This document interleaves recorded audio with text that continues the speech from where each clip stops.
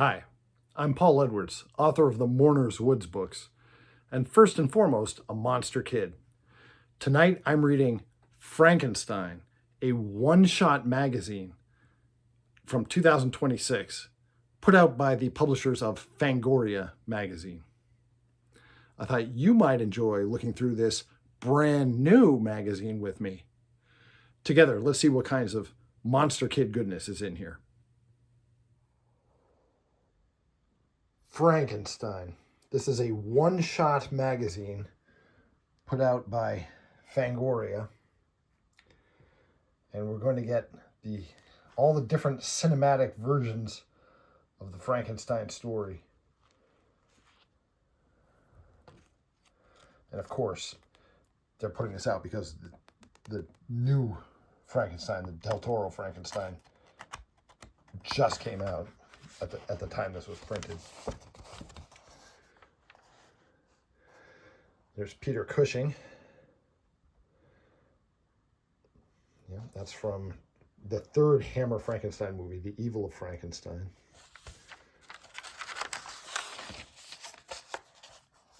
Karloff. The second time Boris Karloff played the monster in Bride of Frankenstein.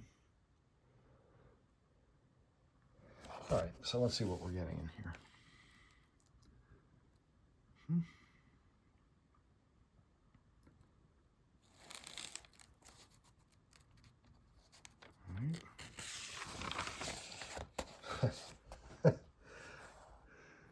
Boris Karloff, of course, was British, so nothing was going to stop him from having his tea at the appointed hour. So here's the Frankenstein monster taking his British tea time.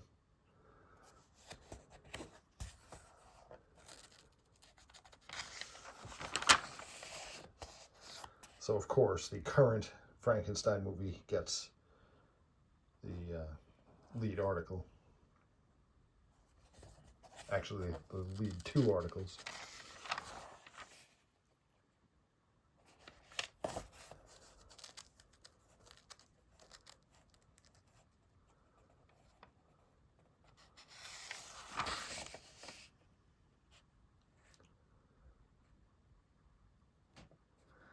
This movie is just gorgeous visually. It's I loved the new Frankenstein movie, but even if you didn't enjoy it that much as a movie, you have to admit that it looked great.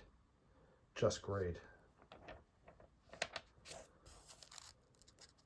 And yes, I know they changed some things from the book, but guess what? So is every film version ever of Frankenstein. There's nothing new in that. This was super creepy when he was harvesting the dead soldiers on the battlefield for parts. Ugh. Monster Maker. Mike Hill's creature is alive.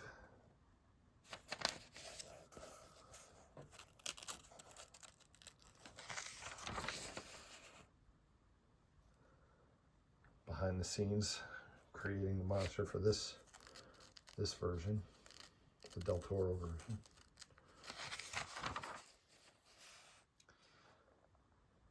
Yeah, they had a lot of good practical effects in this too.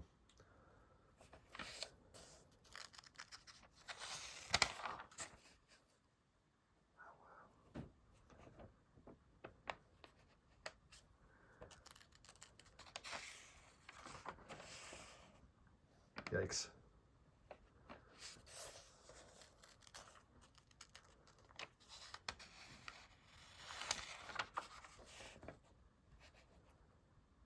A piece on Mary Shelley, the teenage author of the novel Frankenstein or the Modern Prometheus.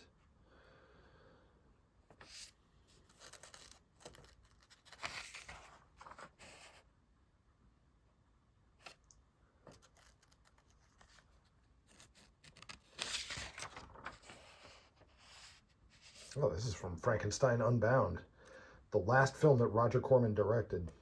Frankenstein Unbound from 1990.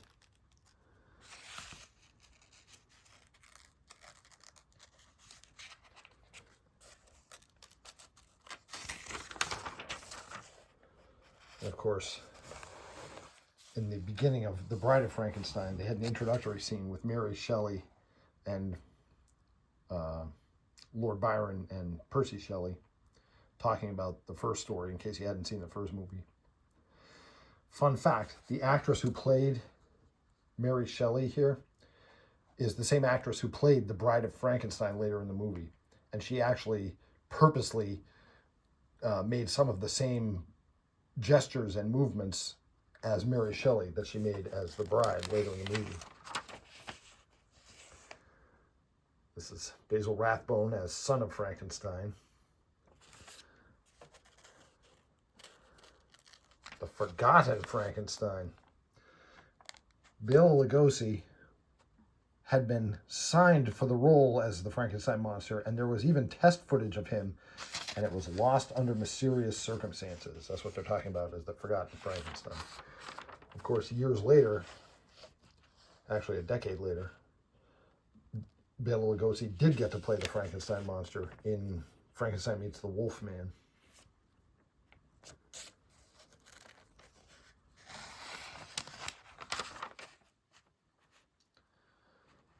This is Lugosi's rationale for not playing Frankenstein, after all. I was a star in my country and will not be a scarecrow over here. This is Bela Lugosi as Igor in Son of Frankenstein. One of his best performances, I think. Movie poster for the 1931 Frankenstein. Oh.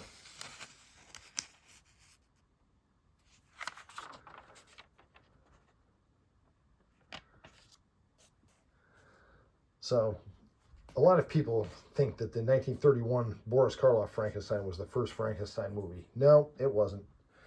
Thomas Edison had one in 1910. 1910, that's 21 years before Boris Karloff played the monster.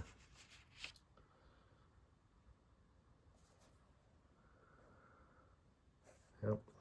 The 1931 Frankenstein, though, is still my favorite horror film of all, and I would hate to have to guess how many horror movies I've seen in my life, but you just cannot beat the 1931 Frankenstein. I know some people think Bride of Frankenstein was better. I still like Frankenstein the best. Here's another behind-the-scenes shot. Elsa Lanchester as the bride. There she is in costume.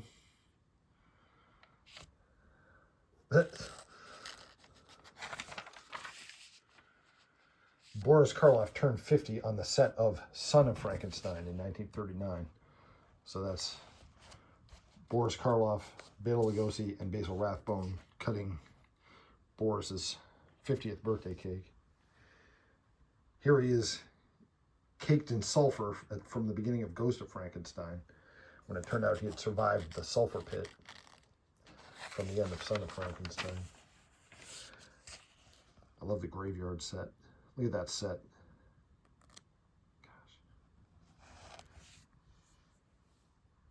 Ghost of Frankenstein was the first Frankenstein movie that was not an A-budget picture, but was a B-budget, lesser budget picture, which is where we get the expression B-movies. It was where they started to cut back on the expenses.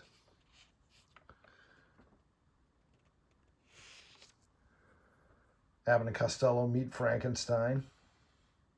You can't not have that. My favorite horror comedy film. Hammer Studios. This is from Horror of Frankenstein. One difference, though, in the Hammer Studios Frankenstein movies as compared to the Universal ones was that in the Universal Studios movies, it was the same monster, and in every movie you found out, oh, he had actually survived the events of the last movie. In Hammer Studios, they didn't do it that way. There was a different monster in each Hammer film. And the continuing character was Baron Frankenstein, played by Peter Cushing. And a big theme in the Hammer Frankenstein movies, which is in the Del Toro movie, is that the true monster is not the pitiful creation, but is Dr. Frankenstein himself. Although, as somebody pointed out to me, I don't know why we all call him Dr. Frankenstein when he dropped out of medical school, remember? He didn't get his doctorate. Oh, yeah. But, there you have it.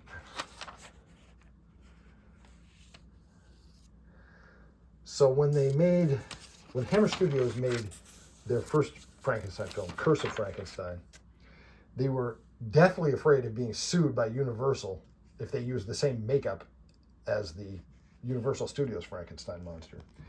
So they did this, a completely different look for the Frankenstein monster than anything we were used to. That's Christopher Lee as the monster. But 2 movies later, after Revenge of Frankenstein, in The Evil of Frankenstein, movie number 3 in the Hammer series, they had permission. They had worked out a deal with Universal where it was okay if their monster looked like Universal's. So this was their attempt to look like the Universal Studios Frankenstein. I'll leave it to you to decide whether they did a good job, so-so job, or bad job.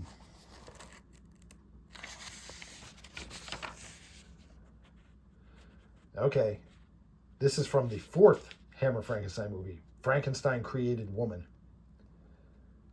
Sure, she's prettier than the other monsters. She's no less dangerous. Believe me, she's no less dangerous.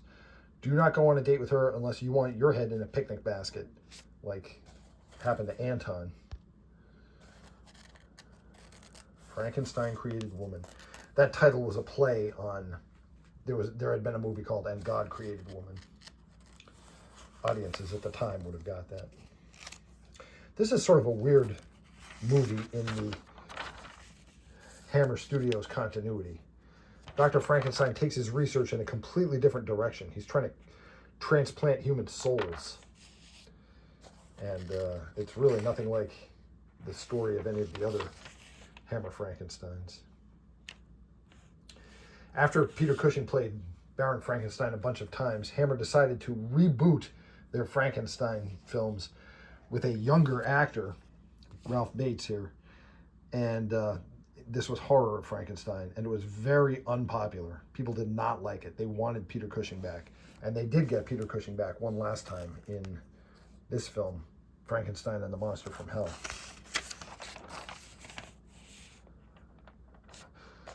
Young Frankenstein, Mel Brooks comedy version. I Was a Teenage Frankenstein. That's Gary Conway, who later starred in Land of the Giants. Of course. Young Frankenstein again. I guess this must be different adaptations of the Frankenstein story.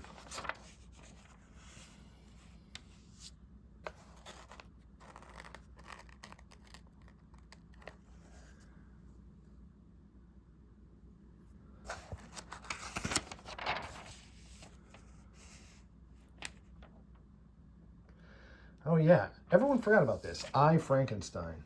Remember this movie? I, Frankenstein.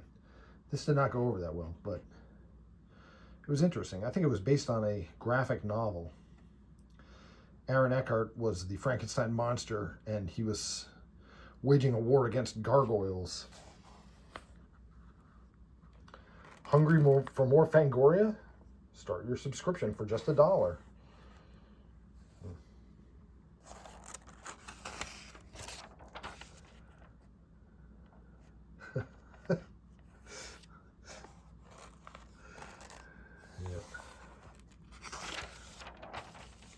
Oh my gosh. Yeah, I think a mistake that they fall into in some Frankenstein movies is because of the nature of the story, where they're assembling a human body out of corpse parts. It's real easy for them to get lazy and put gross scenes in as a substitute for scary scenes. It's probably a strong temptation because it's really easy to make gross scenes, and it takes some thought to make truly frightening scenes. Kenneth Branagh. His version of Frankenstein, the Kenneth Branagh version, is very similar to the new Del Toro version.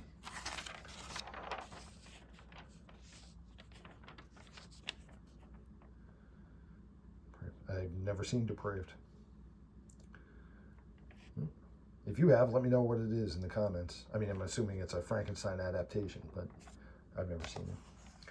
But I do recognize the Frankenstein monster from the movie Van Helsing. I liked the movie Van Helsing, where they re-envisioned the character of Van Helsing as an action hero.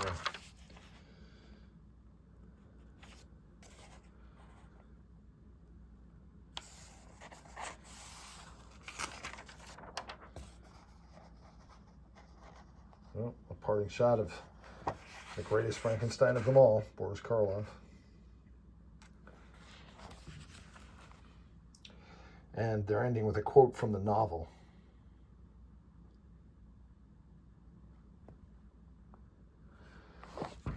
If you enjoy classic monsters and vintage horror, check out my book series, the Mourners Woods books. I'm self-published on Amazon. I write books for people who enjoy monster movies. My books are all set in a haunted forest. There's different ghosts and monsters in each book, and a completely new cast of characters enters into this forbidden wilderness. What the books all have in common is the location, Mourners Woods. My name again is Paul Edwards. My books are the Mourners Woods books. Thanks for taking a look with me at the Frankenstein One-Shot given to us by Fangoria Magazine. I'll see you in Mourners Woods.